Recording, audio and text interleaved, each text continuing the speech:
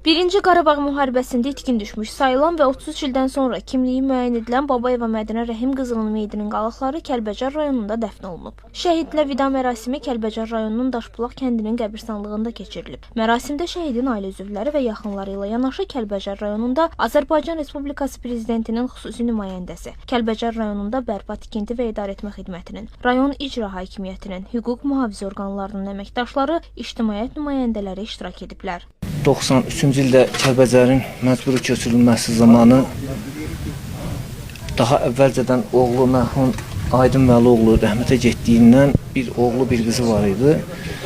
Oğlunun qəbrini buradan tərk eləməyib, bu kənddə qaldı. Evi də bax o göyçadırlı evdir. Hansı ki, burada o arzusu ilə dəfn elətdirmişdi ki, hər evindən çıxanda oğlu ilə göz-gözə gəlsin.